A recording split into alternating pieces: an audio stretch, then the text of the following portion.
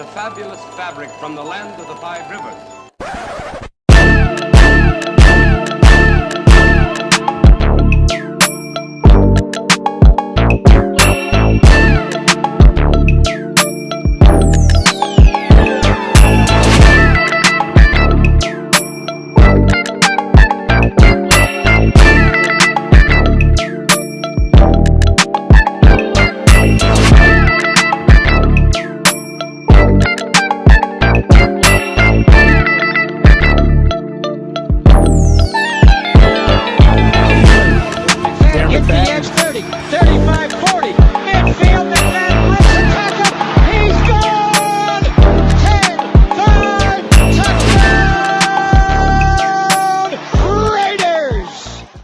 Years ago, when we came to Los Angeles, I really believed that the greatness of the Raiders would be in its future.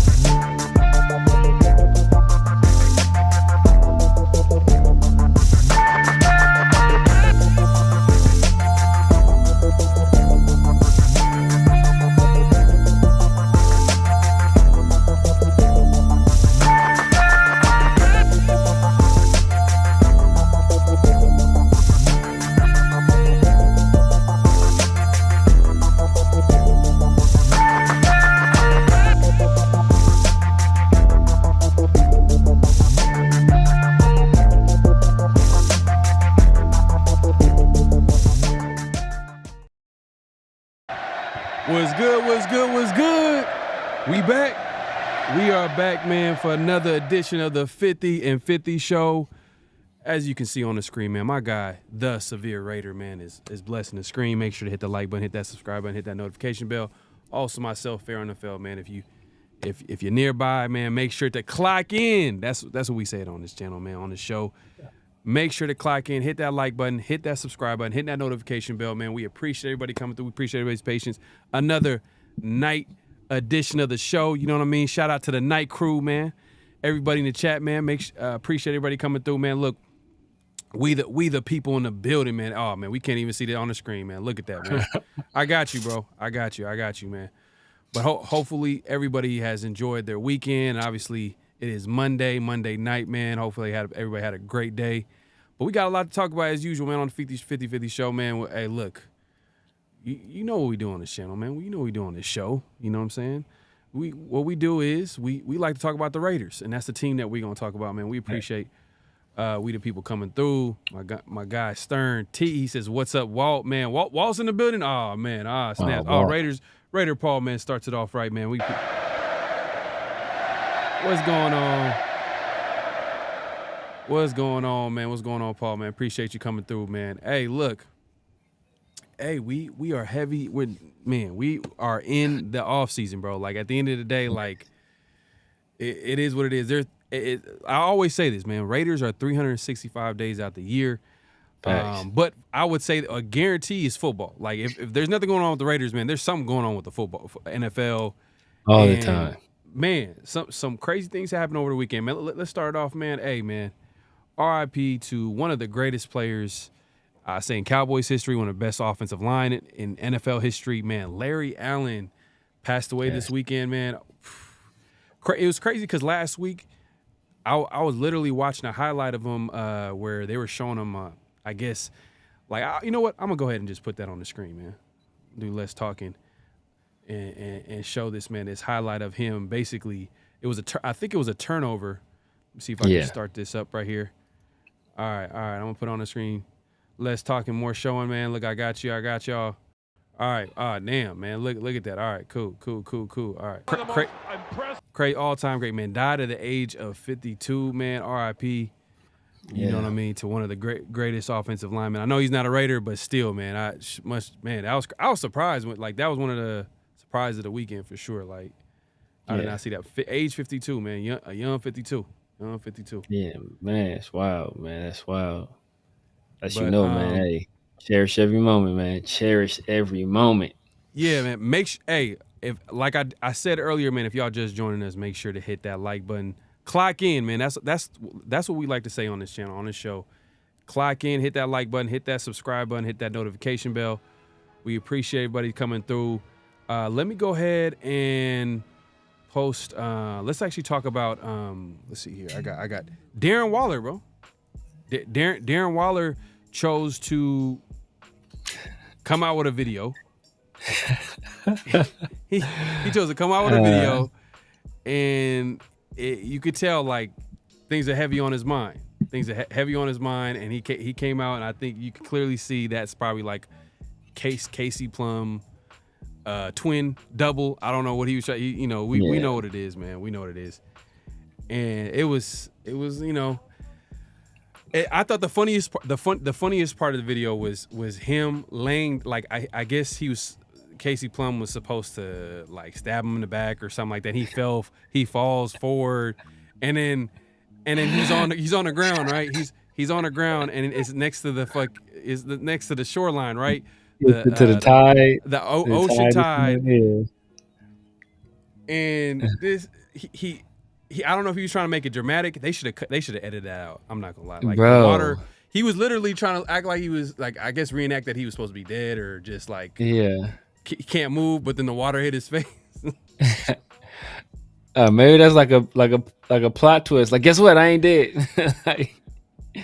Man, whoever is his editor, bro, needs to be fired, man, immediately. Bro, yeah. Come on, man. Hey, yeah, Hatamaki in the building, man. 50-50, man. You already know, man. Oh yeah, we forgot to. Give the people the friendly reminder. Welcome to the 50-50 Show.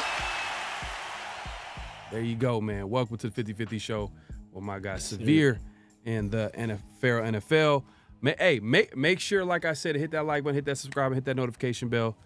But yeah, man, that was a questionable video for sure. But the one thing I feel like, man, social media, and he's in a New York, he's in New York City, so everything is gonna be even more magnified. Exactly. And we could laugh about it or whatever, but I think Darren Waller just being himself. That's just who he is. Yeah. He's just letting it play out in the public eye, and people, man, they could be harsh, especially social media, man. Yeah, man. Public opinion has changed on Darren Waller quickly, bro. Remember, just 3 years ago, everybody was, loving Darren Waller. Oh, he's overcome his addictions and battled his demons to become one of the best tight ends in the NFL, and he's a testament to what hard work and discipline can do for you. And now people are just dogging them on a daily basis. It's crazy, man. It is crazy. And I'm here for it. I am here for it. Yeah. Yeah. Hey, Rebel, man, I don't know, man. He's saying can't wait to get that top 10 pick next year so we can get a QB. Damn. That, Rebel? That? Come on, man. You don't start off the show like that. This came through, man. Hey, look, what are your thoughts on this, man? Yeah, man, I don't think we'll be. I think our defense is too good for us to have a top 10 pick next year. We didn't have a top 10 pick this year, so now, and I think we're gonna have a better team next year So I don't think we'll have a top 10 pick, barring injury. I know we do need an upgrade at the quarterback position, in my opinion. I know a lot of fans in the Raider Nation, they have lots of faith in Aiden O'Connell. So ideally that's the guy that steps up. But I think the Raiders were looking for an upgrade this year, and if one materialized, if not for Atlanta Falcons pulling the rug right from under us, we would have likely have gone with Michael Penix. I think Schefter reported that as well. So, but I don't think we'll be a top 10 pick next year, man. I do not think we'll be a top 10 pick next year. he said, yeah, like that. Hey man, Rebel man. Hey, he's standing 10 toes down. Hey man, I respect it, man. Stand on what you say, man. He's standing on what he said. I hope not. Everything, if everything goes well, I mean the Raiders, they continue to win, bro. Under AP. I mean, we saw a small sample size last season. I hopefully it continues, because at the very least, we want to say that we have a head coach. But I don't want us to be at the end of the year and have a little bit of doubt. Like, is AP the guy? Is he gonna stay? Is he gonna get fired? You know what I mean? There got to be a certain level of consistency with the Raiders, man. Salute Alfredo, man. Appreciate you coming through. But that's what I'm hoping. But hey, a lot of people want a quarterback, but in order to get a quarterback, usually you gotta be in the top half of the first round. I mean, you could pick a player after, like in later first round, or trade up, but it gets harder if you keep winning. Then that means you're gonna have a better record. It means that you're gonna probably pick in later in the first round, which is gonna be harder to get the top quarterbacks in the draft. But we'll see, man. That's a long way. Right now, I'm focused on can we get through the offseason, get to training camp, we stay healthy. There's so many things that got to go right for the Raiders to win. I just hope that everything works out their way at the end of the day, man. But Alfredo, you said Rebel Raider is a hardcore car fan. Is he? Are you big time? All right, man. Was good. Cool Kev in the building, man. Appreciate you coming through. My guy. What's going on? Then we got some crazy people in Trick City out here, man. They trying to trick it. Matt Manerovich says we will be 10-7 and get into the playoffs. Okay. All right, Mr. Marinovich, we'll see. Okay, but he thinks AP is going to be okay. You know what? This is kind of off topic, and we got more to talk about. We obviously talked about Larry Allen, R.I.P. Man, he died at age 52 over the weekend. Darren Waller, it's saying, the reports are saying that he's set to retire. We'll see how that shakes out. You know what I mean? He come out with a bizarre video, but I hopefully he doesn't retire. I want to see. I feel like Darren Waller is a talented running back. I mean, not running back, but tight end. But tight end, it's just the last few years he couldn't stay healthy. Maybe. Yeah. Would you say that's just genetics? Like he just can't stay healthy because some people are more brittle, or do you think that like he's not putting that much work in the off season? It's kind of hard to say because we don't know, but sometimes you could tell. Like guys like Shaq, for example, if he was a better, harder worker outside of the court, maybe he would have had a longer career. You know what I mean? That's a basketball reference, but sometimes certain players they tend to be more brittle compared to other players. I mean, certain players are either like for example, like even Baron Davis. I'm thinking of basketball a lot, but Baron Davis is a good example. Like you could tell later in his career, he didn't really care about the game like that, and then he didn't put the extra effort. Do you see that with our guy?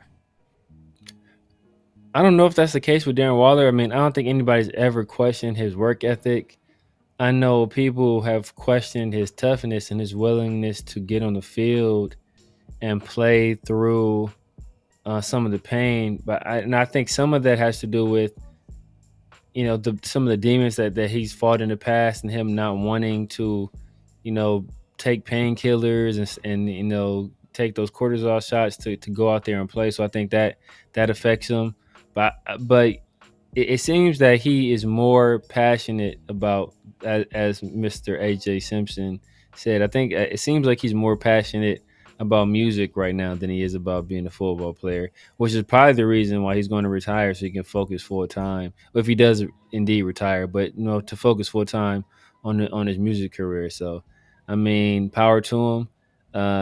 I think that is one of the best trades in the history of the Raiders. We got a 3rd-round pick for this guy to play 12 games where he was, middling at best, and then to retire the year after that. I think we definitely got the better of that trade. Yeah, and just looking at, like, I could just pull up the, Vinny, man, he makes a great point, and I agree with this here, and you just made it right now. That's gonna go down as a great trade for the Raiders. And let me post this real quick. Vinny said right here, it's kind of cut off here, but he says this will go down as a great trade for the Raiders. The money they traded to New York went to signing Jacoby Myers, and they got a 3rd-round pick as well.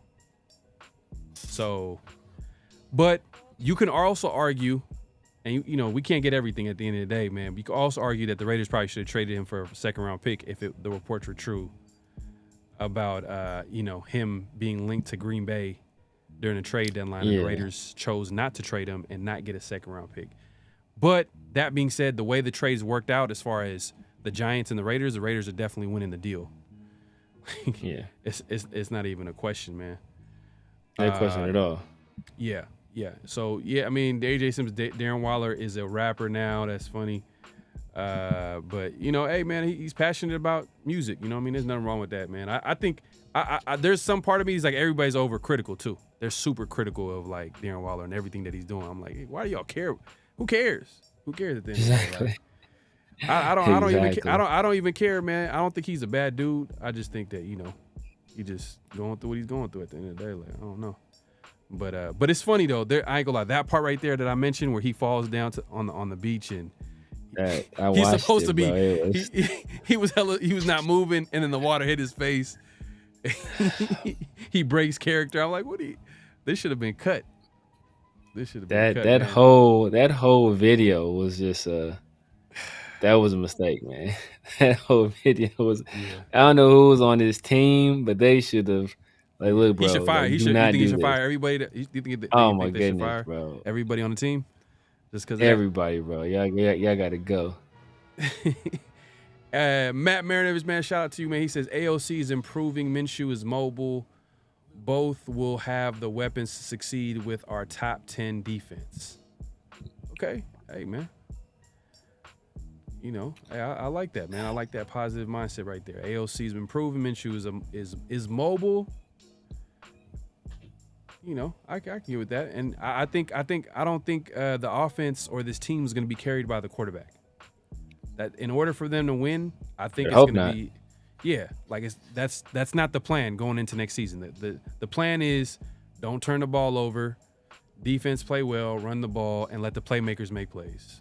Simple as that. Like, it's not going to be AOC has a 5 touchdown game and Raiders come back.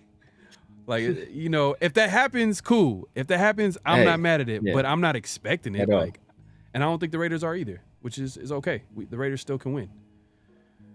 And then Rebel Raider says Waller done enough to get paid and dip out, collect the pension. There's that too. There's that too. But hey, man, that's them, man. Hey, that's a lot of players, man. Sometimes a lot of players don't. Not everybody has a 10, 15-year career, Hall of Famer. You know what I mean? Like, he's talented. There's plenty of guys who are talented, but they didn't really. Would you say Waller fulfilled the talent, or he left something? No, he left plenty on. He left plenty on the table. He left plenty on the table. There was that 2-year stretch where he kind of showed what he can be. And he was a late bloomer, so I mean he's a little bit older because I think he's been in the league 8 or 9 years already. Mm-hmm. So it's not like he's like leaving the game young. It's just that he was a nobody for the beginning of his career.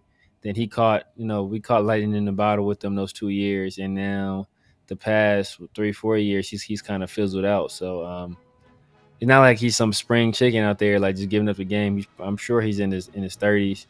So at this point, he's like, look. I done enough damage to my body already. I've made enough money. Thank you, John Gruden and what's my man Dave Ziegler for hooking your boy up with these contracts y'all gave me, and now I can kind of ride off into the sunset, man, and be set for life and continue making some of the most subpar rap music I've ever heard in my life. So yeah, man. Hey, look, he's doing what he's doing, man. Hey, a lot of people don't even have the heart, though. They don't even have the heart to like actually even try something like that, like to put yourself out there, as far as even like something as simple as like doing YouTube, or even like putting out music, or even doing like stand up, going in front of people, talking. Like, a lot of people don't got that heart, bro. So you can't get mad at it. You can't get mad at it. But it could be funny. Don't get me wrong. I'm not lying. I could laugh. Like, this would be some funny shit. Just like someone could laugh at anything that I do or the next person does. But at the end of the day, both can be true. Both can be true. But my guy Daniel Kim in the building, man. He says, salute my brothers, late night. Woo! Cue the Arsenio Hall, man. Oh, he takes it way back. Okay.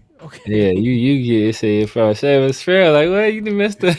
It was like, hoo. Some of the people in the chat don't know nothing about that. Real men wear black. That's why Kingsbury backed out of the deal, because he knew they weren't going to get QB. Yeah, man. Probably maybe gave him second thoughts. Like, hey, look, I could go to Washington, who's picking number 2, and get a quarterback, because think about it. If you think about Kingsbury's situation, he has more to gain if, like, he's trying to revitalize his career as a coach in the NFL. And you would think like the last impression that people got was like his offense didn't work in the NFL.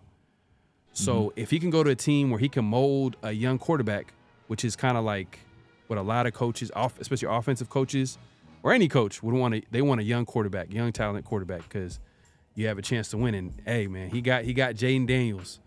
We'll see how that works out, man. And that offense, I wonder what it's going to look like, man, in the NFL. Like, air raid. There was that, I'm not going to lie. I wanted Kingsbury when the Raiders made that offer. I'm like, all right, cool. It actually went against what I thought about AP, because automatically everybody was connecting him to offensive coaches that ran the ball well. And, like Kingsbury was kind of like, oh, damn, okay. At least, AP was thinking, all right, we need some like a sophisticated offense to go along with a young QB. You know what I mean? But it didn't happen. It didn't work out. And then he actually kind of proved me right when he went with the OC with the Bears. Man, to think about how hard, pause, but Tom Telesco finessed Mark Davis, bro. Like, Tom Telesco super finessed Mark Davis, bro. I should have played this right here, man. Man, Tom Telesco finessed Mark Davis like a professional. Remember, like, the whole thing we was talking about was, hey, you know what? Tom Telesco's, he has a plan to get a quarterback. And this dude goes out and gets Gardner. His plan to get a quarterback was Gardner Minshew. Like, oh man, like, I mean, hey, look. I think, all right, I'll play the other side because I can see what happened. Like, what were the options in QB free agency, the free agent quarterbacks that were available? What were the options? I don't want no long-term deal with Kirk Cousins. I'm not gonna lie, coming off an Achilles injury at age 35. So I'm glad he didn't do that. Then you look at the other. He probably could have went cheap. He probably could have went Jacoby Brissett, went cheap. But who was more on the upwards swing? Who would it be? A Jacoby Brissett, where we haven't seen. We've seen him as a backup. I think he's a solid backup. But then like Minshew is coming off a season where he had some starter experience. They almost went to the playoffs, and Telesco's probably thinking like, all right, we could. We're not telling him to carry the team. We're just telling him to do what he did with the Colts, and we're good enough to win. And then you got AOC too, that got something to say about it. So I can see it from that perspective too. But it's just like, man, it's like you praying that everything works out. Please. I just think he finna. Like, Brissett was the guy I wanted last year. Like, instead of Jimmy G, Brissett was the guy I wanted or Yeah, last year. You know, was a guy that was familiar with McDaniels, had some success in that system, was mobile, was a leader, all that stuff. He was a guy I wanted last year. Not necessarily a guy that I don't know if he would have fit what we were doing this year or not. Uh, but I mean, I think when Mark Davis was interviewing these guys about the GM position, you know, he wasn't thinking free agency quarterback, right? You know, because we already knew Kirk Cousins was either. I mean, I think most people figured he was going to stay with Minnesota, and if he left, it was going to be kind of out of our price range. Russell Wilson was a guy I talked about. I think you talked about him a little bit as well. I know Big Mike brought him up. You know, we thought that would have been a solid fit, nice Yeah. bridge quarterback. Even if that bridge is still to Aiden O'Connell, it's still a nice veteran in there to kind of provide better competition for him, I think, and actually, have some success. I think he had some success last year. But we were all thinking the draft. We had pegged Jaden Daniels early. I pegged, Michael Penix as well as those two guys I wanted. So I think thinking was that, we were going to get an aggressive Tom Telesco, and Tom Telesco he did what Tom Telesco does, and that was be extra vanilla. He goes to Baskin Robbins and they ask him what he want on his vanilla. He says more vanilla. Like that's what his typers are vanilla. Mike, hey, look, on that note, man, hey, Raiders Smoke, man, my guy, appreciate this. He says, "What's up, my guys? Waller on the Heartbreak Hotel hype, yeah, man." He's hurting right now, and he's letting everybody know, man, about his pain, and people are pointing and laughing. That's the world is messed up, bro. Man, that's why you cry behind closed doors, man. If you do that shit, and like, man, especially when you're in the public eye, it like people are ruthless. They're ruthless, bro. Ruthless, bro. Because they're never gonna. There's no context. Like they're just gonna look at it from a surface level. They're never gonna know, like, hey, you know what? Maybe this and this happened. That's the reason why. Like, you don't know the whole story, so why are you kind of judging it? But on social media, people they read the headline and then they cast a judgment, man. So that's man. That's why you gotta keep that to yourself. If I'm Darren Waller, I'm still relatively young. I'm in great shape. I'm a professional athlete with millions of dollars in one of the most high-profile cities in the world. Like, bro, I'm not losing no sleep. I'm not losing no sleep at all. I'm going to, I don't know what club is popping out in New York, but I'm hitting that thing up the next day with the shirt on that says I'm single. And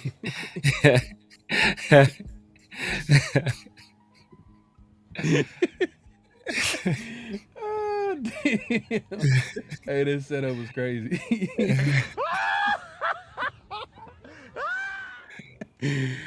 Hey, man, hey, look.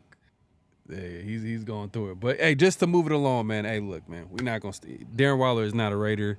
You know what I mean? Much respect to him. He's going through it, man. Hopefully he gets through it or whatever. But at the end of the day, man, we're here to talk about the Raiders. And Raiders got $34 million in cap space with the June 1st cuts. I think Garoppolo officially being cut.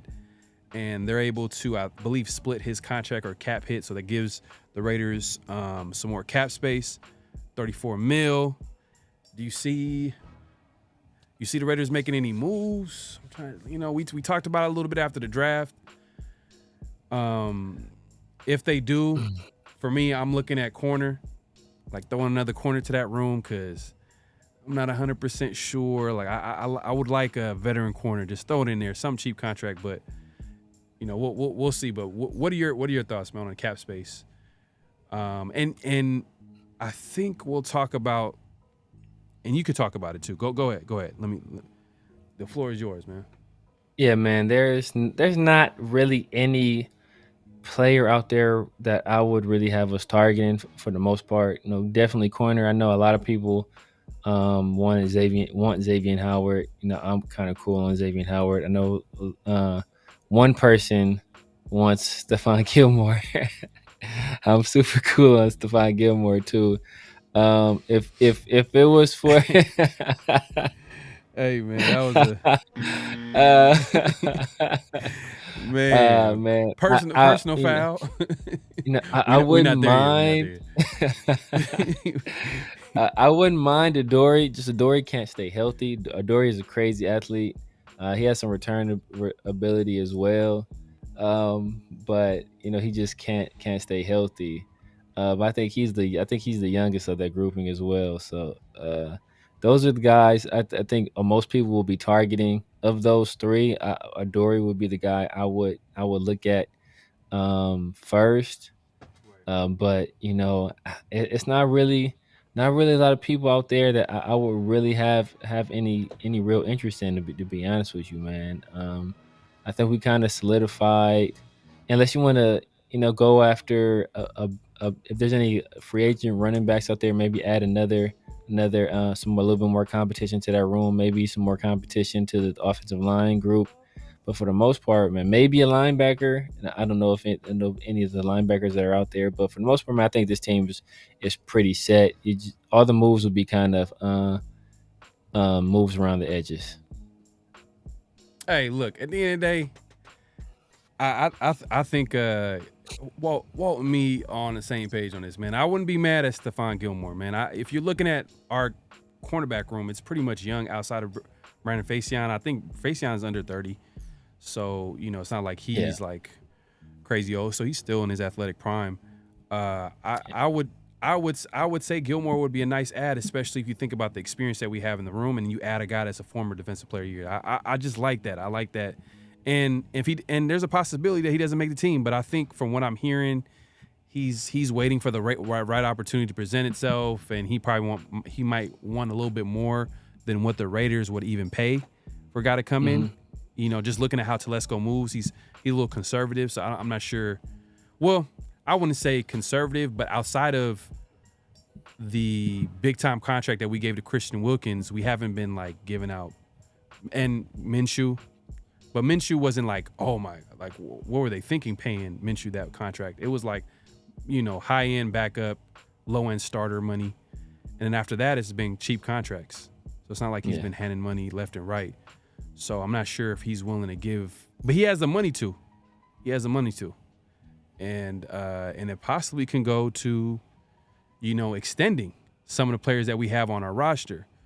And we'll save that for later. We'll talk about that in a second, man. But yeah, that's the Raiders cap space situation. They got $34 million in cap space because of June 1st cuts with Jimmy Garoppolo officially being cut. So we'll pay attention to that. Justin Jefferson did get some of that money, that Vikings contract. Not Raiders. This is non-Raider news right here, but Justin Jefferson got 4 years, $140 million. He's getting paid. I think that might have been, if I got to look this up. Did he get paid more guaranteed money than Kirk Cousins? He got 110 million guaranteed. I don't recall how much Kirk Cousins got guaranteed, but Kirk Cousins, I think he has an out in his deal after the second year. So people are already speculating that after year 2, Michael Penix is going to be starting for the Falcons. So all right. So Kirk Cousins got 4 years, $180 million deal contract, but it was $100 million guaranteed. And so Justin Jefferson got 4 years, 140, but 110 million. So 110. The NFL players and athletes, all they care about is the guaranteed money, and especially in NFL, the contracts, they're notoriously known for them not to be guaranteed. That's why, like, you could see contracts where, they signed them to a 5-year, 2-year deal, or 5-year or 4-year deal, but they only play out like 2 years out of that contract or whatever the case may be. You always see the players don't really finish. That's why they always fight for that guaranteed money, because that's the money that they're going to get for sure. Yes. It's unlike baseball where they get. There's players that retired or get still paid by the team because the contract they sent is like crazy, because baseball got that unlimited cap space, limited everything. But that being said, that's Justin Jefferson. He got paid. Is that a sign of the Raiders? Possibly, if we want to connect it back to the Raiders, does Devontae be like, especially if Devontae has a big season, you think he's gonna take a pay cut? I don't think so. Nah. That's why I'm like, hey, Devontae's situation with the Raiders, I don't know, man. I don't want to put it in the universe, but I keep doing it because no one's really talking about that. It's like, is Telesco gonna continue to pay, Devontae according to his philosophy? I don't. He does pay receivers though. Yeah, he does pay receivers, but does he pay Devontae type money? Or Justin Jefferson type money. I mean, he's a little older, so maybe his market would go down a little bit compared to like a guy that's in his prime and Justin Jefferson. But we'll see how that shakes out, man. We'll see how that shakes out, man. I don't see him going anywhere, bro. I think we were in. If we this was the year for it to happen, right? We were in prime position. Aaron Rodgers with the Jets holding the 10th overall pick. Aaron Rodgers advocating for Devontae. Like, if we wanted to do something, like, this would have been the year to do it. And for us to not do it this year, I don't see it. I don't see it happening. I don't see it happening, man. Yeah, man. It's gonna be interesting, man. Because it's gonna be interesting. Because you know who has a big influence on who stays with the Raiders too. As much as we don't want to admit it, I think Mark Davis has a say too. Yeah. Mark Davis has a say. I think he has a say, bro. I think because he's a for sure. And I know, like, all right, he was close with Josh Jacobs. I think that could have helped a little bit. But if like Devontae, we all know, Mark Davis is the inside, but he's the biggest, receiver fan. AJ Simpson says, "Who's gonna take that contract on the $44 million?" Yeah. It is. 44 M's is no joke, man. Especially for a receiver over 30, coming off one of the one of the worst years of his career, but coming off a little bit of a take a step back year. I don't think nobody's going to pony up that kind of money. Yeah. No, facts, 100%. But let's move it along, man. Hey, man, it's everybody's favorite segment right here. Flag on the play. 69 offense. He was giving them the business. He was giving them the business. In this case, this week, flag on the play, man, is pretty much Zamir White. He gets ranked number 32 in the NFL, and I'm gonna pull this up here if you want to talk about it, man. He 32 out of 32 teams as far as the running back, led by Zamir White. What are your thoughts on that, man? I think it's a little too low, man. I can understand why they did it, but I don't think he's 32nd, to be honest with you, man. I for sure have him in front of Chuba Hubbard. That's like off top, bro. He's better than Chuba Hubbard. Man, this is a hot take right here, but I think I have him in front of Najee Harris too. Hot take. So but, you know who it was? You know what it was? I didn't mention this. It was PFF. PFF ranked him 32 out of 32 running backs. Representing the starting running back. So PFF, you're gonna take that for however way you want to take it. But yeah, that shows that they're not really too big on Zamir White and the Raiders running back situation. But this is gonna be more fuel for Zamir. To be honest with you, number 3, he's changed his college back to his college number. You see the crazy workouts where he's just super hyped up. You see he's excited. He's for the opportunity. I think this is going to be a lot of fuel for Zamir White to prove everybody wrong. But it's a running back by committee situation. But we all know, like, it'd be led by Zamir. I say led by Zamir. Yeah. But we'll see what happens next year. That's one of the biggest question marks too on the team. I've said the OC, the running back, obviously quarterback. Those are like 3 big questions. There's more, but those are I think to me, in my opinion, those are like the 3 biggest. Where I'm like, I'm not 100% sure like how that's gonna go. I mean, and that's gonna determine the success of the team. So thinking about it, like, well, and let's play the other side. Like, let's think about like the running backs from some of these teams. If you look at you look at the Chargers, they got a question mark. Big question mark. Gus Edwards is solid. He's not a bad running back. Yeah, but he's a guy that's also been the number 2 guy for the most part his entire career. I think he had a short stint being a number one guy, and he was semi-productive, but that was years ago, and he's been number two ever since then. So like I don't know, like it's a lot of questions marks. It's a lot of question marks. So look, I'm going with the teams that they ranked ahead of the Raiders. So number 32 is Zamir White, Gus Edwards. Man, I'm taking Zamir. I don't care, man. I'm taking Zamir. Devin Singletary, and Singletary played well for the Texans last year, and he's now with the Giants, back with the Giants, reunited with his old offensive coach. Off talent, I'm taking a Zamir White. Now, Devin Singletary was pretty productive last year in a pretty good situation. That too, with C.J. Stroud and the threat that Nico Collins and Tank Dale, posed. I think he was going against some light boxes, but he wasn't even supposed to be the number one guy going into the season. So he was kind of a backup that had a solid season. I think I'm still taking Zamir. I'm not gonna lie. I'm looking at some of these running backs that they have it on Zamir. I feel like I think from his perspective, he needs experience. He needs to show it. But I could see how Zamir could feel disrespected. He could be like, Gus Edwards, you know what I mean? You got Chuba Hubbard, or he's for sure better than Chuba Hubbard. Rashad White from Tampa Bay. Like what? Like Rashad White. Come on now. You know what Rashad White didn't have a bad year. He didn't have that bad of a year. He didn't have a bad year. Second year in the league. Ramondre Stevenson at 25. He's not bad. You know what I mean? And you got like James Cook. Austin Eckler is ranked ahead of him. It's like, come on, Austin Eckler, maybe a few years ago. But he's coming off of injuries, and he needs to stay healthy. But Joe Mixon, they have him at number 27. Like, damn, the disrespect for Joe Mixon is crazy. Yeah. But he's coming off a down year, too, though. He's getting older, too. Yeah. I like the situation. Man, Houston, that's a team to watch out for, right? Houston is one of them young, up-and-coming teams, man. They made the playoffs, and you just look at the team, the defense.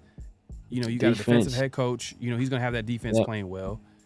And then, they upgraded that, just the offensive weapons around the Texans, man, around, C.J. Stroud. Did you see that clip of Wallow trying to catch a pass from Nah. You didn't see that? He's trying to catch a pass from C.J. Stroud? Yeah. Oh, you didn't see it? No, I didn't see it. Oh man, I'm about to play it. Okay. Yeah. All right, I'm about to look it up, man. But Rebel Raider says Labe is gonna be the guy. Let me put this. That's flag on the play, by the way. I think that's a flag, man. I think they're hating on Zamir, but at the end of the day, Zamir got to prove it. He got to prove it. But Rebel Raider says Labe is going to be the guy in year 1 or 2. So he's a big. But it's going to be a guy in a year or two. Okay. So you're not saying his rookie season he's going to come out. All right. Okay. Yeah, in a year or two. But I mean, Laube was I think it's Laube. I think they say Laube. He's a guy I talked about early on in the draft process. This guy, I'm really a fan of his skill set. Hopefully, he can be productive. Early on, add a little bit something. But I'm not expecting too much out of him this year, to be honest with you. Maybe a few receptions here and there, but I'm not expecting a whole lot this year. Maybe he contributes in the kicking game, but I'm really before this running game to work, Zamir White has to take what he did over those last games when Josh Jacobs was down for the count, and he has to extrapolate that over a 17-game season, and that's going to determine whether or not we have a solid running game or not. Yeah, man, and it's tough though too for to expect anything from like an undrafted free agent. You don't plan for him to be the guy. Like usually when they come into the game, it's because of injuries and the team has no other choice. But like an undrafted free agent, not to say that it won't work out for him. It's possible. It's possible because For Lobby. no one has a scholarship at that running back position. It's not like it's like Josh Jacobs, who's kind of earned a little bit of the seniority at that position, like where he's played well, he's proven. So we don't have to expect like, it's not like we expect Zamir White to just, he's gonna be that guy. We think he is, but Oh man, I've been saying for 2 years. I've been saying for 2 years, man. He's like, this is the time, man. He has to. He's either gonna prove me right or prove me wrong. And I was saying all he needed was a chance, and he got a chance. And I think he kind of ran with it. I think that Chiefs game was a signature performance, and I think that kind of boosted his confidence. And if he can do that, if he and he's been talking confidently this offseason. You've seen, you saw him, the bicep curls. He's in there talking. Somebody got to do it. So hey, oh man, it's funny. I'm gonna play this real quick. I'm gonna play a couple of clips because I don't care, man. We gotta keep it fresh, man, and real. So Facts. this is CJ Stroud on shout out to $1 Million Worth of Game podcast, and it looks like they're like in some type of like, I don't know if it's a condo, apartment, whatever, and CJ Stroud is throwing a pass to Waller, and Waller's supposed to catch it. Like, I guess it's his experience catching a ball from an NFL quarterback. Is he throwing the bullet though? Did he throw a bullet at him or something? I'm gonna play it real quick. You're gonna see. It's not gonna show the whole thing. Damn, man. They hated on this. They hated on this. Hold on. Let me see if I could zoom that thing. Zoom that thing out a little bit. Yeah, this. Oh yeah, I could tell you about to drop this thing. He looked like he about to drop it. His body language, like he like, oh, he looked like he about to drop it, bro. Hold on. Oh, bro, out here looking like Ricky Dudley.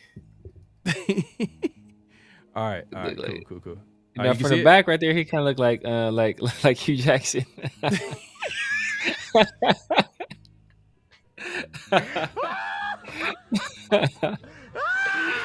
Hey man, he said he looked like Hugh Jackson.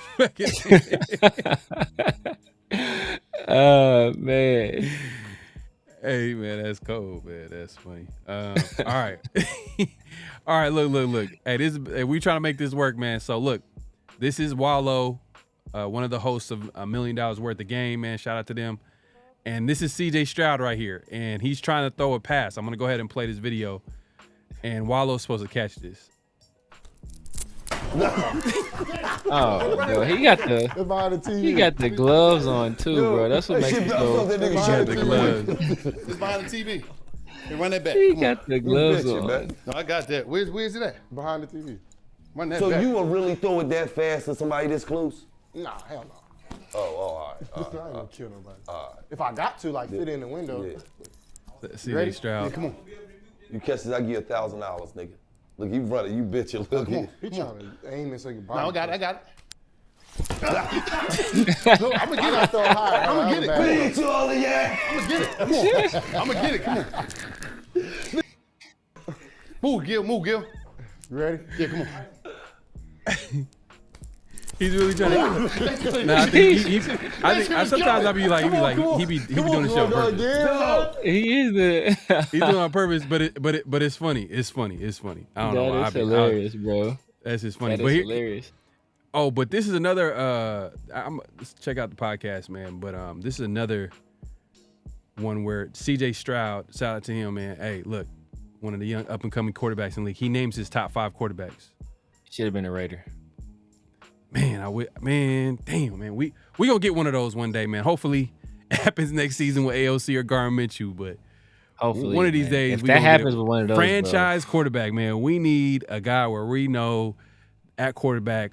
All right, you know what? We could win. There's a chance the Raiders could win a Super Bowl with this guy, but hopefully he's on the roster. But come on, this is CJ Stroud.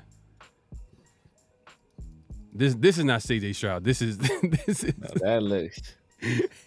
Do not confuse this with CJ Stroud. I'm not saying strange as hell. He looks like a street poet. Oh man, you hella funny, bro. But look, he said a street poet. Oh no, I'm tripping. Let me go. I'm going. This CJ Stroud. Final 5. Top I 5 don't know quarterback. about Mahomes, Lamar, myself, Dak. Joey B. No, he didn't really play off last of year. last year, off of last And year. then Hurts. Dak, Yeah, bro. Dak. Dak, that boy. Y'all not gonna say that because he ain't won the big one yet. You said Matthew Stafford? Yeah, Matthew, but he was thing. in the top 5 last year. Cowboys thing. Bro, you gonna put Dak Prescott in there over Joe Burrow? Yeah, I got. I'm saying off of last year, dog. He ain't play all year. So what do you think of that, bro? He said he's going strictly off of what last year. So he's going off straight last year, and technically Joe Burrow was hurt last year. He was hurt all of last year. Even with that, I would put Jared Goff over Dak, and I would put Jared Goff over Hurts. Yeah, just all right. Those right there. I will put Goff over Dak and over Hurts. I'm trying to think. There's probably somebody else in there I throw over those guys too, but just on the top of my head for sure. I mean, how you not have had Jared Goff up there? Yeah, the thing about Dak, If you just going last year, you think about Dak, what hurts him is the playoffs. Yeah, Playoffs, and like he's kind of inconsistent too at times. Like he's played great, like he's played well, but then also I think after that injury, he just wasn't the same. I don't know, to me. After he like messed up his ankle, you know, after he got that money, after he got that shmoney. Man, you ain't lying about that one right there, man. But my guy, Raider Smoke, man, appreciate you, my guy. Appreciate the super chat. He says, hot take, Dylan Lobby will get more carries and will be used more than Madison this year. Ooh, man. That's a very hot take. Man, that's definitely a hot take right there. Man, That's but super hot take. undrafted free agent, man. But we'll see, man. If that happens, that means we got something in Dylan Lobby. Like if he beats out the running backs that we have on our roster as far as the depth chart goes, and he gets to as high as the number 2 back coming out, like, that means I think if he can just be a real good contributor in special teams, I'll take that. And when I say special teams, I mean like his experience is returning the football, especially with the rule change, and he could be a factor. That will be a huge, huge plus. That's all he has to do. To make a really big impact on the team. But if he can impact the offense, and you know, that's one of the things that the beat writer said. It's early, it's OTAs, but they said Lobby was looking like real deal. He was looking pretty official as far as how the Raiders were using him, moving him around. So I see where you're going with this. Raider Smoke, man. Appreciate your super chat. But let's get back on topic, man. Let's get back on topic. We over here. We were looking at the CJ Stroud top 5. To me the questionable one was definitely having Dak in the top 5 show. I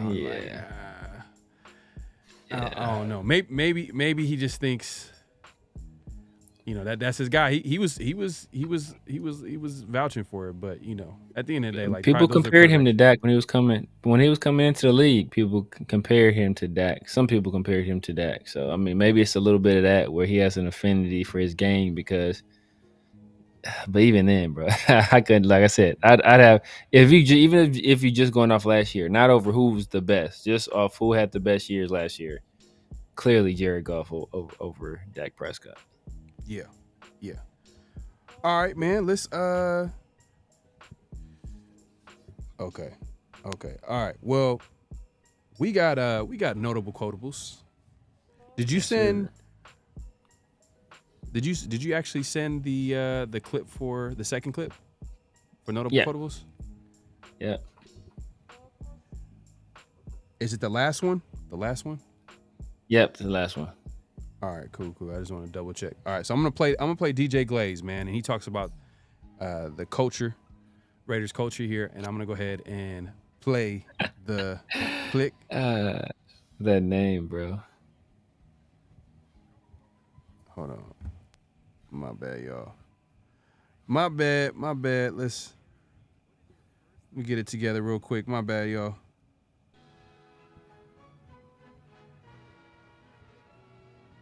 let's get it together here. I just had the clip. Here goes DJ Glaze. From kind of what I'm hearing right now. Man, what's going on? I had some technical issues. Hold on 1 second, y'all. Let's see. Let's Yes, do this sir. one more Yes, time. sir. From kind of what I'm hearing, like there's no culture better than this right now. Like you said, you don't see that everywhere where guys are willing to like, we're gonna compete, but I'm also gonna help you get better. And like young guys just come in willing to work. Nobody complains. Like I haven't heard anybody complain yet. So I mean that's the biggest thing. Like we all want to get better. We all want to push each other. And like you said, that starts with the culture. Like Coach AP laid the right foundation, and guys are willing to buy in. So that's what helps drive that. So that was the young offensive line, the rookie offensive lineman, and DJ Glaze, guy that they drafted in the 3rd round, talking about the culture and AP. Do you believe in what he had to say? Was it like, like it's just another game, or do you feel like it was one of those, or do you think that was real genuine what he was talking about as far as the team and the culture that AP built, and just believing that players on the team are actually trying to get better? Do you believe what he's saying, or is he kind of going through the motions and saying what everybody wants to hear? Because sometimes I always question, like, when you hear the same thing over, it's just another game. We just got to focus. We got the right mindset. Just do you believe that he's all in? I mean, he has no choice, but. Yeah, exactly. Nah, man, I believe it. I mean, I think we've been hearing that a lot from the veterans as well. Like him coming in as a rookie, he really doesn't know what the NFL is like. His first exposure to the NFL is what he's seeing right now. So he wouldn't know how a locker room is supposed to operate, right? What he's seeing is the first experience that he has. So look, that's what he's going to assume what the NFL is. But other guys that have been other places, they've been saying the same thing, So I think that's a testament to what Antonio Pierce is doing, the kind of culture that he's building, and not only a culture of camaraderie, but a culture where guys feel, comfortable, and there's a willingness for everybody to help one another. And I think, when you have that kind of synergy going into the season, I think that can lead to big things, man. So I just think that the energy coming out of the OTAs is great right now. Hopefully they carry that same energy in a training camp, and then they carry that same energy from training camp into the regular season. Yeah. And where there's smoke, there's fire, man. And I think players have been talking about that since last season. So for the guy coming in, he kind of like, he's seeing how the locker room and the chemistry and the players are getting along, and people are all in and stuff like that. So you're hearing all the right things. I think it's just that time of year where you're hearing all the right things coming from the team and stuff like that. Especially, it's like night and day from what McDaniels, culture and team, like, it's like a complete difference when you hear players talk about the team and stuff like that. And it's good to hear. It's good to hear. But it's also one of those, you kind of think about it and be like, well, he's probably going through the motions. I want to hear some adversity. I want to see what happens during adversity and what players say too. Sometimes you can hear the truth in that. But Space Beast, man. Look, Space Beast says Madison looks small on a podium after Zeus was up there, man. Zeus, man, the name is fitting, man. He's a big dude. He's built to play that running back position. I'll say that. He looks like it, at the very least. Like he has to show that and prove that next season, which, he's planning for. Rebel Raider says Zeus going to have well over 1,000 yards unless we go with a committee approach. We'll see. I mean, the Raiders let Josh Jacobs go, so they have faith in the running backs that's on the roster, and this is. I mean, they signed Madison, but they were in no rush to sign Madison. It's not like Madison was like the second free agent signing. Like he came a month after free agency, or a couple weeks, 2-3 weeks. He came relatively late. We got some of the other bigger guys out of the way first. Some of the bigger acquisitions. So that says a lot about Zeus, you know what I mean? Zamir White, like that says a lot about him because they're comfortable with him, but they just probably wanted to add more talent in that room, a little bit more veteran experience, a guy that's been successful in that system, that offensive system that Lou Getsy runs. And, you know, if everything is true from what, you know, we're hearing about the offense, they're going to run a zone blocking system where we know a guy like Madison has experience in. So it made total sense, but it's the Zamir White show, at least to begin with. It's going to be the Zamir White show. Let's line. Man, Alfredo says PFF is garbage. Yeah, I mean, they're good for what they're good for. They're good for what they're good for. Yeah, you just got to take the good. You just got to take the good and leave the bad. Like if you don't agree with, like, there's certain things where I'm like, I don't know if this player is as productive as they saying they are, but sometimes they're dead on some of the stuff that they say. So you just gotta you gotta read between the lines. AJ Simpson again says, I respect the way Houston and the Colts have been building their teams. Yeah, man. The GMs there, man, they're making the right moves. That's why I'm hoping Telesco is going to go in the Hall of Fame as a Raider, man. I as a GM for the Raiders. That's what I'm hoping. Hopefully. Man, having a great GM, it almost kind of, I don't want to say guarantees you, but like you start drafting a lot better when you have a GM and start making the right moves, be on the winner of a lot of those trades and those big transactions. So, you know, we've had instability at head coach, GM, and quarterback.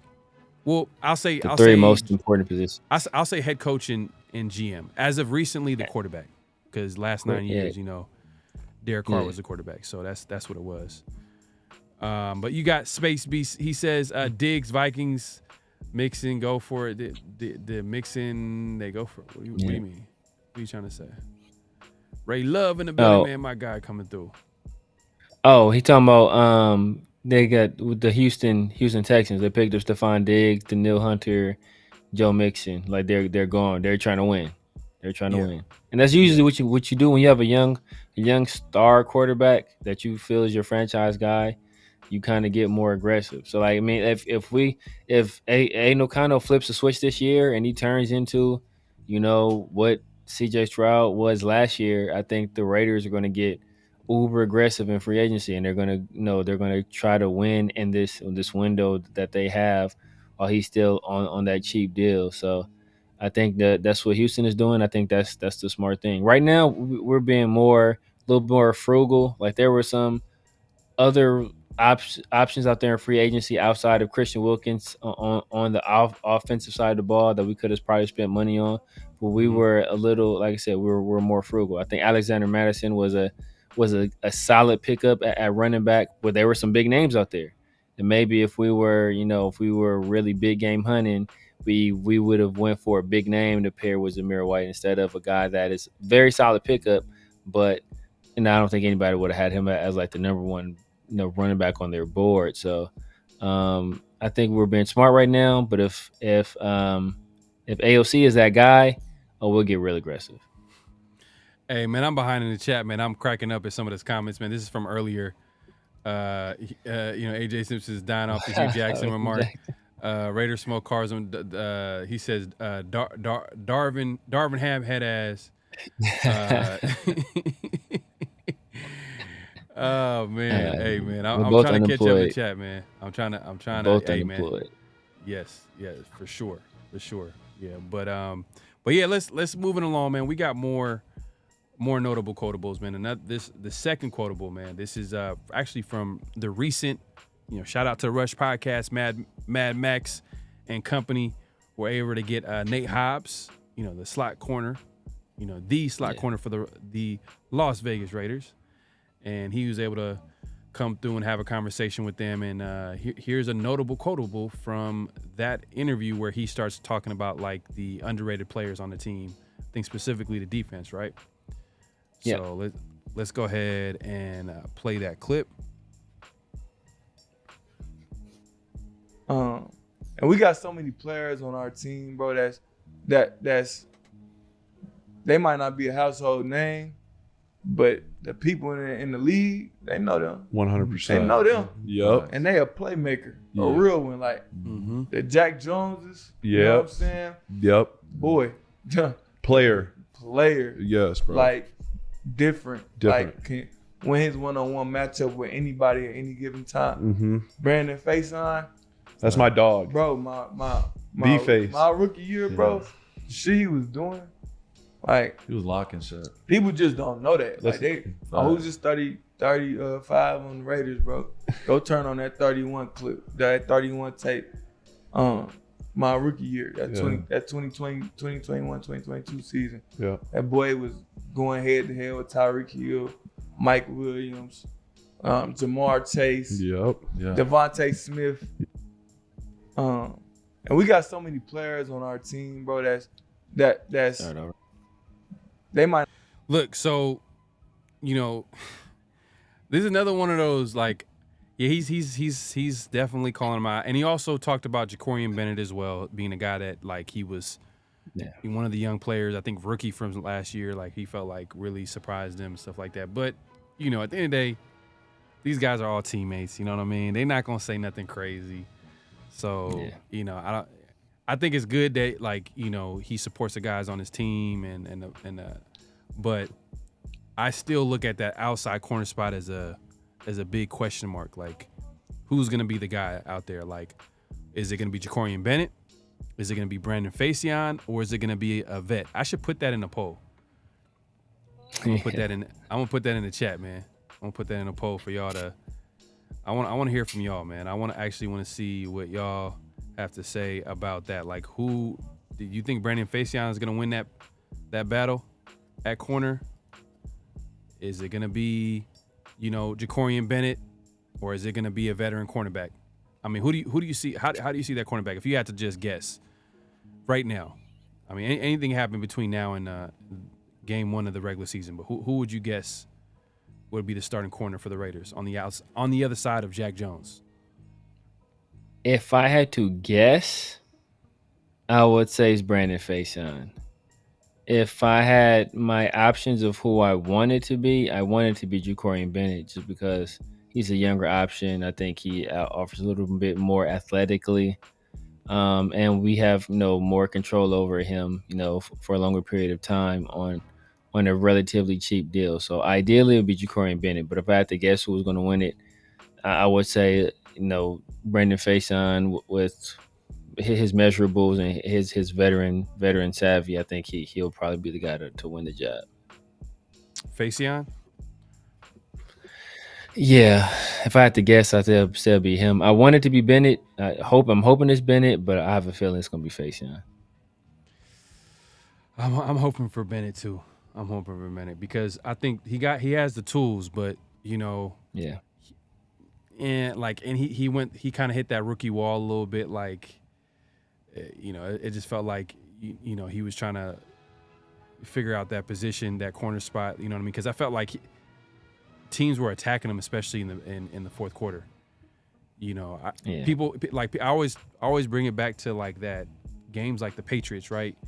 Obviously, we remember that game. We remember Max Crosby ending the game with basically a safety, and like you know the dagger of the game. You know, he sacks him, but right before that play, Devontae Parker, who is now retired from the NFL, that's crazy. He's retired, you know. Shout out to him, but he beats him off the line. You know what I mean? Gets a release, boom, gets to the top of him, and my guy had him beat deep, and he dropped the ball. It's crazy, man. To get the NFL is a game of inches, bro. Like everything has to go right. You know, the quarterback has to get protected, pass needs to be accurate, and the player needs to catch the football, make a play with it, whatever the case may be. But man, that's crazy. But that was an example of that happening like a lot during the season. Yeah. I mean, that's where the reason why I keep harping on I want us to draft the corner. So I had Quinion Mitchell. You know, when we couldn't get a quarterback, that was the guy I had kind of circled. Like, you know what, this is the guy I wanted to draft. He was my number 2 defensive prospect behind Latu. Him and Latu was basically like 1A, 1B. Those were my 2 guys. So we'll see, man. We'll see. Hopefully, you know, we got the Cameron Richardson, who, you know, I wasn't a big fan of that particular pick. Guy has all the measurables, that you want, but he seems another guy that seems kind of like a project. So kind of see. I like Devonshire out of the 7. I think that's a guy that he's a real smooth athlete, shows some real good cover skills. So maybe he's a guy that can make some noise at the cornerback position, hopefully. But for the time being, man, it's looking like it's going to be a race mainly between Faison and Bennett if we don't get a free agent. Yeah, because we can't talk about players that's not on the team, and we don't know if it's going to happen, especially because at this point, like, they're waiting for they'll definitely sign a vet cornerback at the right price. Yeah, and we'll see. I think we didn't mention Xavier Howard. We didn't mention Stevie Nelson. These are all guys available. So Stevie Nelson is a guy. Yeah, I know that's a guy. I think that's another guy that when they were talking about cornerbacks in the league that were vets that they liked. I think Stevie Nelson was a guy that they brought up as well. So I believe he's still out there too. Yeah. Ray Love. This is from earlier, man. So I want to catch up to the chat, man. I appreciate everybody coming through and supporting, man. Just make sure to hit that like button. Hit that like button. Hit that subscribe button. Hit that notification bell. We are going live. Clock in. You know what I mean? If it's that time, make sure to clock out. Hit that like button. Subscribe. Hit that notification bell. We are going live on both our channels. So if you're watching me, make sure to hit the like button, but also head over to Severe Raiders channel and make sure to like his video as well and subscribe if you haven't already. And the same goes for my channel as well. So like, hey, look, we like to do this every Monday, but we need y'all support. So make sure to hit that like button, that subscribe button, and notification bell so you'll be notified every time we go live and drop that new content. Let's see. Walt, man, always trying to start stuff.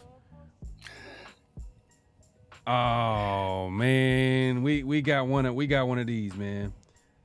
I think we might need one of the.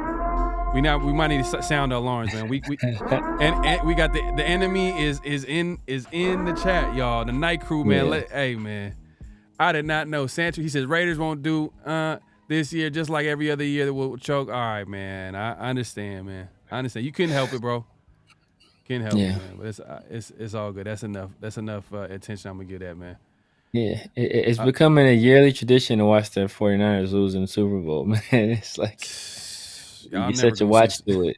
I do not want to see the 49ers. But it was bittersweet though. I'm not gonna lie. Like I didn't watch. Yeah. I don't know. Did I even watch the Super Bowl? I don't even know. I don't think I even witnessed. I didn't even want to watch that game, man. You got the 49ers and the Chiefs playing. That's not gonna be a game.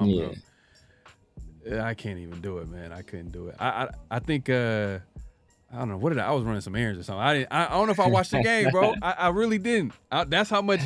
And that's how much that Raiders. Man, I'm a Raider fan, y'all. If y'all didn't know, man, I really. Did you watch the game? I didn't watch. I was in and out of the game, bro. I really didn't watch much of it. To be honest with you. In and out of the game, man. Who was you rooting for? Let me know who was you rooting for. I mean, we already had this discussion, bro. I already said. I already told y'all who I was rooting for, man. I already made it clear. So Nah, it's all good. It's all good, man. But yeah, let's move it along, man. That wraps up notable quotables, by the way. And before we wrap it up, man, we got to get to this, man. What's real, what's not, man. If y'all don't know, y'all need to know, man. It's where we react to a statement, and we react. It's kind of like true or false, but instead we say what's real and what's not. And the statement here in a second is about the $34 million in cap space. It's a reference to that, man. The $34 million in cap space. And here's the statement. The Raiders will extend one of the trio of Kuntz, Hobbs, or Spillane before the season starts. Is that real or is it not? I'm going to go real. I think they have to, man. I think they have to. Ideally, it's that's a tough decision, man, because all three of those guys I think are integral parts of the team. Just watching and hearing how close Max and Nate Hobbs are, I would think if Nate Hobbs had his if Max Crosby had his way, Nate Hobbs will be the guy that they re-signed as a cornerstone piece. I know kind of his injuries are going to play a part in that because he's been hurt basically every year. But part of the reason is because of his style of play. I mean, he leaves it all out there on the field. And him and Max Crosby basically said that that they were like brothers, brothers from another, man. So anytime you have that kind of relationship, you got a guy kind of in the front seven of defense and a guy that's like in the secondary. I think that's awesome. But pass rushers are valuable, man. Pass rushers are very valuable, and I think Kuntz is a guy that is just having that kind of presence opposite of Max Crosby just makes Max Crosby that much better. So, man, I think Kuntz will probably be the guy. Yeah, I could see that happening. I think if you think about it, it makes sense. They got some money. And like they're gearing up for something. You know what I mean? Whether it's to have money maybe during training camp, so then you have that flexibility to sign some of these players. Some players get released, they get cut, they come available. Then you'll be able to have the cap space to sign certain players, especially if you have some type of injuries. But also, you can also extend the players that you already have.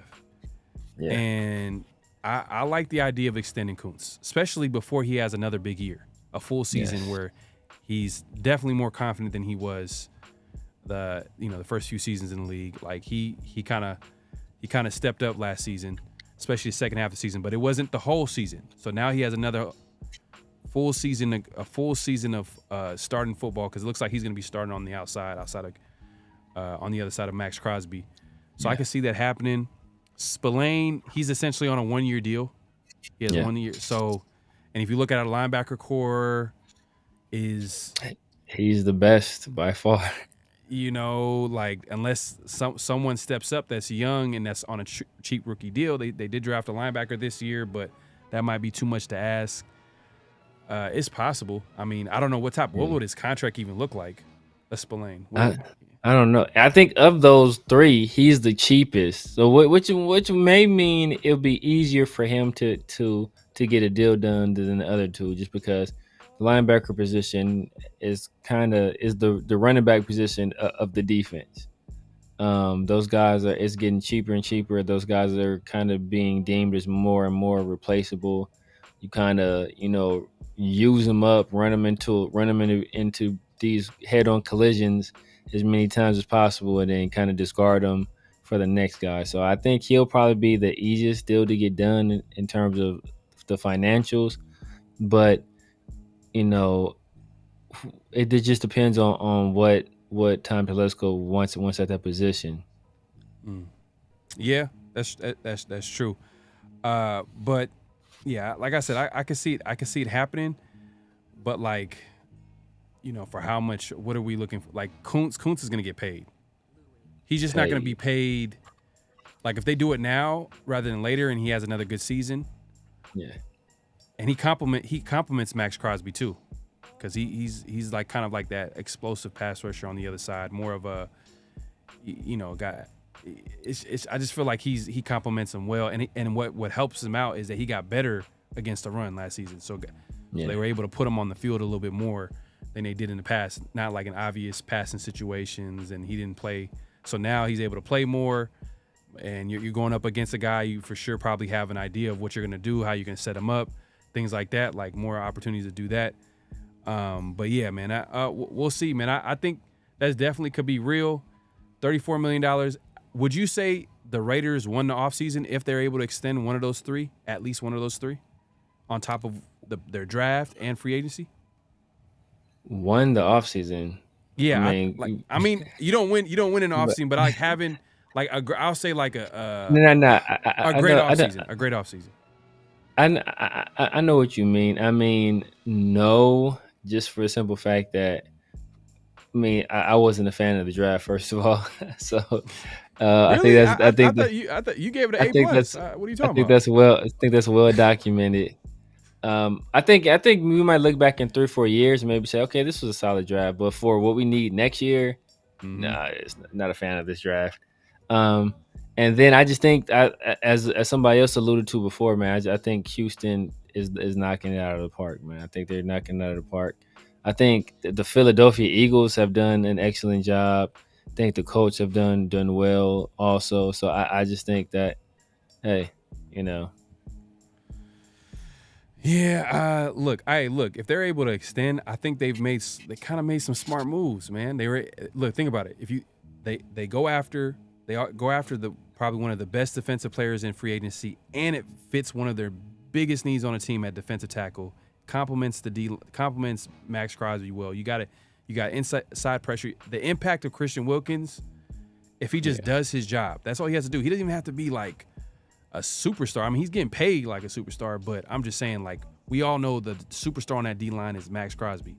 So a guy like Christian Wilkins, if he can make some type of impact inside, it's just going to open up so much. They're able to get that guy. They paid that guy, which I have no problem with.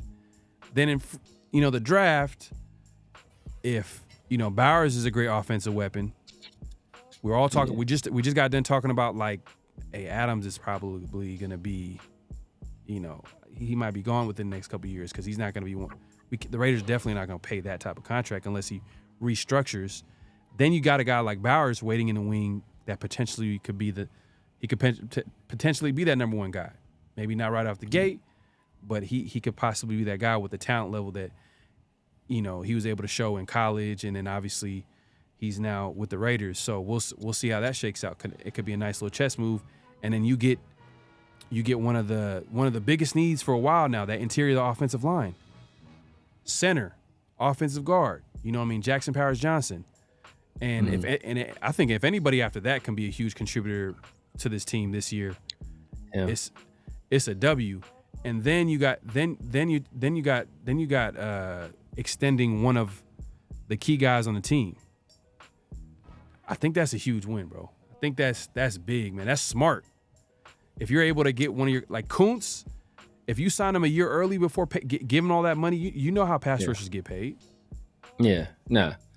I think it'll be a huge win, but I don't think we've if in terms of winning, I think will we have had the best offseason? And I think we've had a very effective offseason. I think the Christian Wilkins signing, like somebody's have pointed this out before. When is the last time we've had a defensive tackle anywhere near that caliber, man? It's been a long time. And, pairing him with what we already have in Max Crosby and Malcolm Kuntz and, what Tyree's developing into, I think that was the best free agent acquisition of the offseason. So if we're able to lock up a guy like Kuntz or like Spillane or like Hobbs, I think the offseason, I think, has already been a success. Now, it's already been a success. I think that would just make it even more so. Bro, if you're able to keep your good players, you're able to sustain that whole locker room, that team. Yeah. Like, you already know what type of player you already know what type of player he is. Like, you don't have to guess.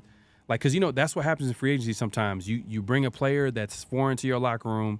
You don't know how it's going to work chemistry wise. It's still a risk. He may not get along with the players on the team. He might not get along, or he's not fitting that offense. He may not get along with the head coach. But you already know what you have, and you already identify that, hey, Kuntz is a good player. Hobbs is a good player, and you're able to keep one of those players and just keep it going. Yeah, you all the great teams you see, like, they have really good chemistry. They, like, you could tell, like, they are a close-knit team from what it looks like from the outside looking in. But there is like the Shaqs and Kobe's. Like, I don't know if that. Yeah. What would be the comparison to the NFL as far as like the team not really getting along, but they still win? What would be a good example of that? I think it's just hard to do that in the NFL, man. It's hard to do that in the NFL. There's nothing I can think of off the top of my head this very second. I'm sure there's been some cases, though. I'm sure there's been some instances. Yeah. No. Yeah. Nah. It's. Was Kelvin Benjamin on that team with the? Well, they didn't win a championship, but when Panthers went to the Super Bowl, was Kelvin Benjamin on that team? Ooh, that's a good question. You talking about when Cam Newton was in the Super Bowl against Denver, I believe, or was it Seattle? Was Denver Seattle? I think it was Denver. It was Denver. They lost to Denver. Because Von Miller, like, I just remember Von Miller just going crazy. Von Miller went eight shit in that Super Bowl. But I think that was. So what was the year that Panthers went? Hey, Night Crew, help us out, man. Let us know, man. What was the year that the Panthers went to the Super Bowl? What year was that? Let's see. The Kelvin Benjamin. I actually want to look that up. I think that would be one. Even though they didn't win it all, they won. Was that 2015, 2015? Because that was like that might have been when like Peyton Manning was trash. Like you could tell. Like, Peyton Manning was his neck. He had that fused neck. The defense was carrying that team for sure. Yeah, his intelligence and the defense is what carried that team because he was just his IQ was on another level. I'm trying to think another receiver core that didn't like each other or teammates that hated each other. We had to watch the Broncos win a Super Bowl. That's ugly. And that the Chiefs. was disgusting. We've had to watch the Broncos and the Chiefs. We've had to watch three Broncos Super Bowls, 2015. a Seattle Super Bowl, and 2 Chiefs Super Bowls since we won one.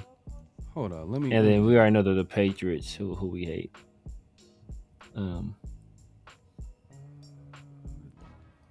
So Kelvin Benjamin should have been on this team, right?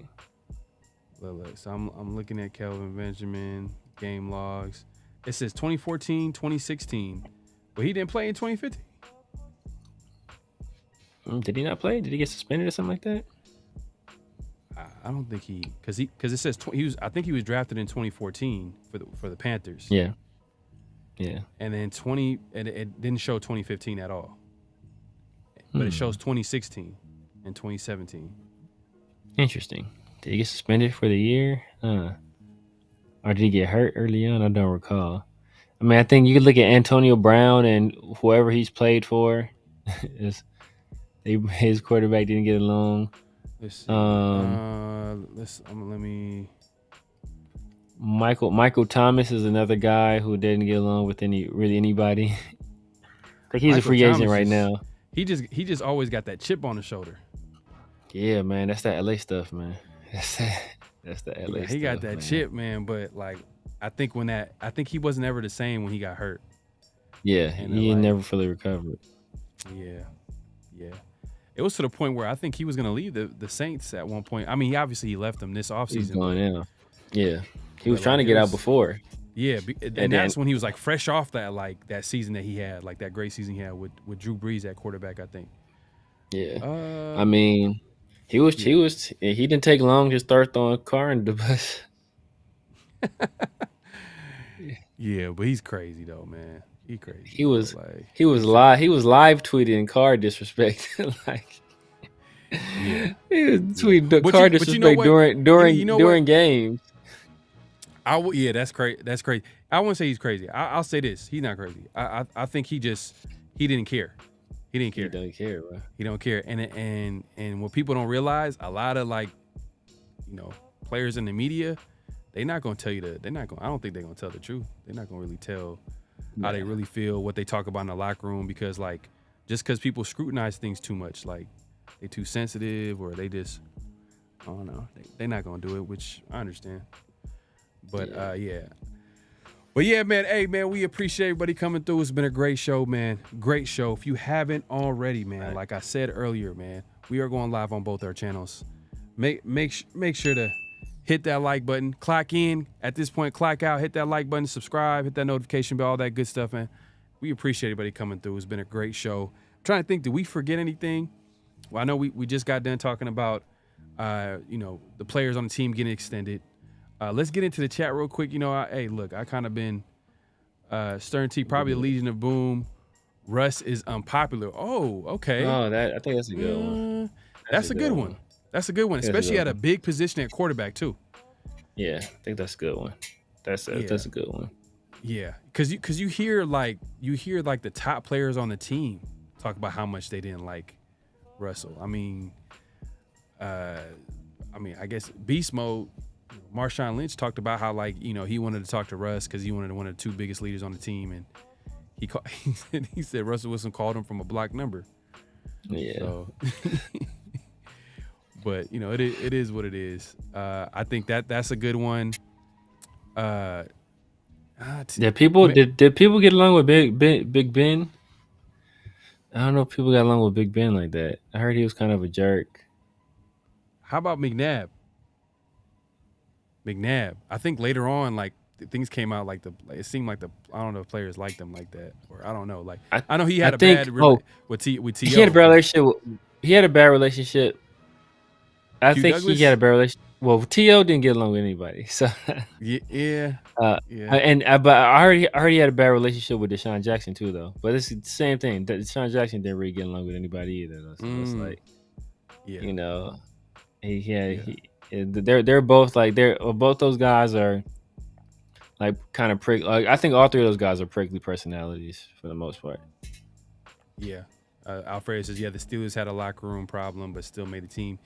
Yeah, with when you talk about problem, you talking about Antonio Brown. Antonio Brown, hey, you got to give Tomlin some credit. I did not know Antonio Brown was this crazy. He went to hold the wraps. You think it started with do you think that once it kind of got out of control, I think basically that's the reason why he traded him. He was like, all right, basically. Yeah. Basically. And at the time, I think Antonio Brown kind of forced his way up out of there too, though. That's true. But at the time when the Raiders got him for a trade, I'm like, man, this dude Antonio Brown, you know how great of a player he is, and we were able to get him for a third round. Man, the Raiders really won this deal. 3rd, 5th round pick. I thought like John Gruden and Mayock were geniuses. I was like, how the hell did they get Antonio Brown? This dude was coming off 6 years straight of 100 and something catches a season, averaging 1,300 yards. You know what I mean? I could show you the numbers. That's legendary 6-year stretch that he had. Crazy. And still was sought out. As much as we talk about Antonio Brown, later in his career was just doing all the most random things you could think of. Teams still wanted him on the team. You know what I mean? All the way to the very end where he just. Everybody remember that infamous Jets game where he runs off the field. Yeah. But yeah, that was probably one of the craziest Raiders. As much as there's so many things you could touch on as far as Raiders being I'm just trying to think. I think that Raiders situation might have been one of the crazy, most dysfunctional thing that ever happened. I'm trying to think of anything else. There's been some crazy Raider moments. We could be here all day thinking about it, but I could. But I'm just I just remember that. I always think about that Antonio Brown. So I'm like, how the hell he didn't play not one down? He planned that out. He's lucky because if he had played, he would have got all that money. So him not playing allowed us to not give him that money, and then he tried to sue Mark Davis for it. Yeah. But Stern T says, I had Antonio in a dynasty league, traded a Bronco fan for Emmanuel Sanders and had him in his prime. Oh, damn. Wasn't Emmanuel Sanders, what you call it, too? Wasn't he a Steelers, too? Well, he was with the Steelers, right? Who are you talking about? Emmanuel Sanders. Was he with the Steelers for a little while? I remember they had the other receiver. Yeah. I mean, that's the wide receiver in the NFL. Yeah. Is the Steelers, remember they had that deep threat that they got rid of, and that's when Antonio Brown started balling after he left. What's my guy's name? Daniel he was Kim a deep says, threat. Mike Wallace. Was it Mike Wallace? Maybe it was Mike Wallace. I think it was Mike Wallace. Was a deep threat that they ended up trading. Santonio Holmes was the Super Bowl MVP. Yeah, I remember Santonio Holmes. That was before. Yeah, I think it was Mike Wallace.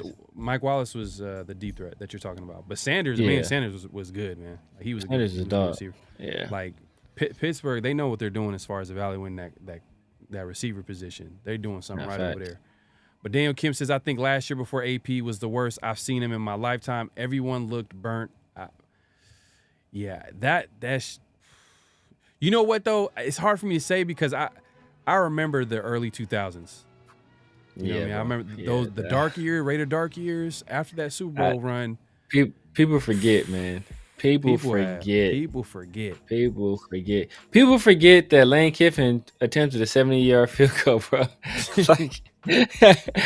That's Nah, bro. It's say what you will about Josh McDaniels. He was a horrible head coach, but at least he was trying to win. Like Lane Bro. Kiffin was actively attempting to sabotage the team, like purposely. Art Shell, bro. Art Oh, Shell. bro. Art Shell Yes. and who was the offensive coordinator? It was some guy running a bed and breakfast. Tom Walsh. Damn, Tom Walsh. Yeah, Tom Walsh. And the reason why I Pull say it. Tom, because at the time he was running, he was out the NFL. He was running a bed and breakfast. I'm like, what? Like they just hired him like that? Is that normal? Bro. Like Yeah, to hire someone off the street like that and hadn't they're worked not in the even in the NFL game? since the early '90s, bro. Like Man. it was like you're the guy that's gonna like. Come on, man. Come And, on, man. man. That's a whole different conversation. But yeah, we've seen some crazy things as Raider fans, man. But like I said, we appreciate the support. Hit that like button, hit that subscribe button. Clack in, clack out at this point.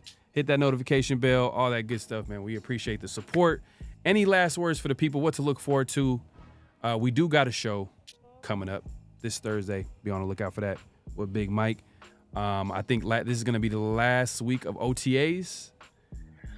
So we got the OTAs. Was yesterday, today, and tomorrow. Then I think we got the mandatory mini camp. I want to say it's the 11th through the 13th. Then we take the long break, and then it's training camp, man. So we'll probably get some interviews between now and our show on Wednesday. And hopefully we'll be able to break those down. Hear from some more coaches. I mean, hopefully we get to hear from. I would like to hear from, UCLA alum Ricky Manning Jr. Maybe hear from Edgar Bennett. That will be nice as well. And maybe from our running backs coach as well. Cadillac, I think those are some coaches we have yet to hear from. So it'd be nice to hear from them if we're able to get those guys up there. That's true. Cadillac Williams is the running back coach. Oh man, all right. And is this his first time being an NFL running back coach? I think he was college and then that this is his first. He was college coach. Yeah, he was college. He was head coach interim head coach for a little while, and I think they didn't bring him back. So. Yeah, man, I would definitely love to hear from him, man. Love to hear from him. They got to play for Gruden too, man. So that'll be interesting. Interesting. David said it's his first time. Yeah, man. Shout out to him, man. Hopefully he does a great job. I know everybody's gonna be. It's a good move for him because if the Raiders kill it at running back, the running game, the committee that they're gonna be running, led by Zamir White. That's a big shout out to Cadillac Williams, you know what I mean? Because Zamir White is a first-time starter. So as much as we believe in talent, coaches do play a factor too. Coaches definitely play a factor. Hey, but look, man. We've been on here for a little bit longer than we expected, man. But not too long. But we just started a little bit late tonight, so we appreciate the support. I'm gonna say this one more time, man. Hey, look, make sure to hit that like button, hit that subscribe button, hit that notification bell, clock in. At this point, clock out, and go ahead and hit that for us because we're going live on both our channels. So we appreciate the support, man. Like I said, be on the lookout. We're gonna have a show, the collab, and you know what? Hopefully, we got a name by then, and let us know because we're trying to figure out a name for our show with Big Mike that happens every week on Thursday. So let us know in the comment section if you have any ideas. We narrowed it down a little bit. But if you have some ideas on what to call the show coming up this Thursday with Big Mike, let us know in the comment section. Let us know in the chat. But most importantly, the comment section so we can put that down, throw it in the hat, and we'll come up with a name soon. We appreciate everybody coming through, man. You already know what it is, man. Hey, look, man, it's that time, man. My God, I'm out, man. Whew. Great show. Just win, baby. Hello? You play to win the game. You don't play to just play it.